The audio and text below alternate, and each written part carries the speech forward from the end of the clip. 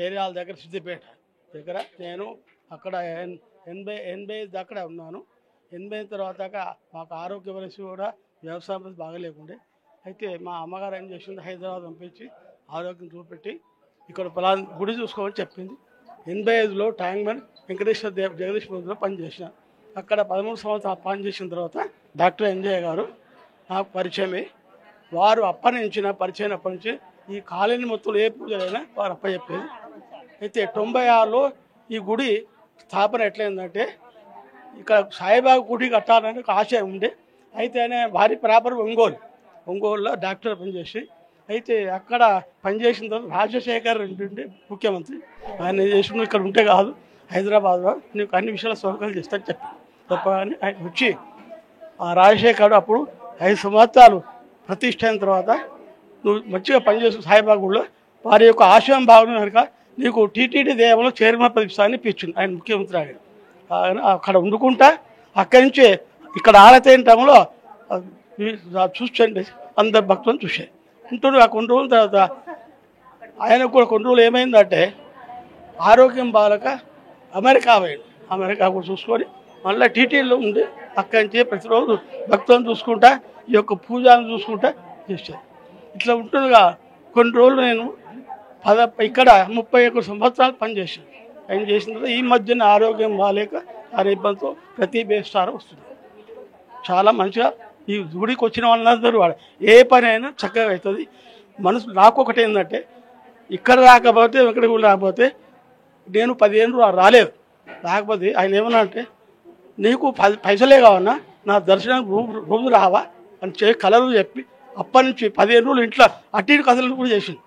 అప్పుడు మళ్ళీ ఇక్కడ వచ్చి దాన్ని పెడితే చాలా సుఖంగా ఉన్నాయి. ఓం సాయిరామ్. నా పేరు హైందవి. మేము ఇక్కడ 25 ఇయర్స్ నుంచి ఉంటున్నాం హైదరాబాద్లో దగ్గరలోనే.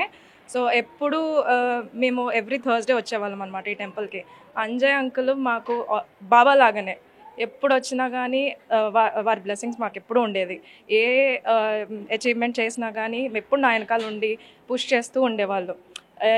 నేను ఇప్పుడు కెనడా నుంచి వస్తున్నాను. వచ్చిన నెక్స్ట్ ఫస్ట్ థర్స్డే ఇక్కడికి వచ్చేస్తాను అనమాట. సో మా పేరెంట్స్ ఎప్పుడు కూడా బాబా గురించి ఇక్కడ ఎలా జరుగుతుంది అన్నీ చెప్తూ ఉండేవాళ్ళు నాకు. ఇక్కడ ఈ టెంపుల్ అనేది చాలా అంటే చాలా మహిమగలిగింది.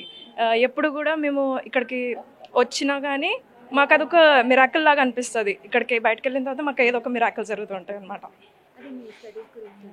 నేను ఇప్పుడు బీటెక్ చేశాను, కెనడాలో చేస్తున్నాను అనమాట జాబ్, సాఫ్ట్వేర్. సో ఇక్కడ నేను వెళ్ళే ముందు కూడా ఫ్లైట్ ఎక్కే ముందు కూడా ఇక్కడికి వచ్చి అంజయ్ అంకుల్ దగ్గర బ్లెస్సింగ్స్ తీసుకుని వెళ్ళామన్నమాట. సాయిరామ్. గుడికి చాలా కష్టపడి మా సారు అంజయ్ సారు రజకులు చాలా కష్టపడి కట్టినాం. రాళ్ళు మోసినాం, అన్నీ మోసినాం. ఆయన కూడా చాలా కష్టపడ్డాడు. కష్టపడి కట్టిండు. మాకందరికీ ఒక నీడ కూడా ఇప్పించిండు.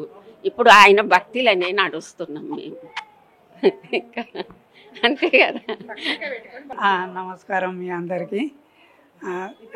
నా పేరు నరసింహ. నా వృత్తిరీత్యా కార్పెంటర్ని. నేను ఇక్కడ ఈ గుడి స్థాపించక ముందు నుంచి నేతా మిల్లులో వర్క్ చేసేటప్పుడు నుంచి ఈ వర్క్ చేస్తుండేది. మాకు గురువు అంటే ఎవరు, నేను ఆంజనేయ స్వామి భక్తుడిని. గురువు అంటే మా ఆంజనేయ సారు, మా స్వామి మాకు. ఆ తర్వాత మా అదృష్టం కొద్దీ బాబాని తీసుకొని వచ్చి ఇక్కడ పెట్టినందుకు ఆయన చెప్పిన మాట మేము జబదాటం. ఆ కాలం నుంచి ఈ కాలం వరకు అన్ని వర్కులు నేను చేసుకుంటూ వస్తున్నాను. ఆయన ఏది ఇస్తే అతనే తీసుకుని నాకు ఇంత అంత అని డిమాండ్ మేము చేయం. ఆయన శిష్యులం కాబట్టి మాకు ఆయన ఇస్తాడు అని చెప్తాడు. ఆయన అంజయ్య సార్ చెప్పినట్టు మాకు బాబా మాకు ఇస్తాడు. ఎక్కడ ఏ వర్క్ పోయినా అంత ఇస్తాడు. సరే అని చెప్పి మీకు ఆయన ఏ విధంగా చెప్తే ఆ విధంగా మేము పూజలు చేసుకొని ఆయనకు సేవ చేసుకొని పోతుంటాము. అంతే. ధన్యవాదాలు.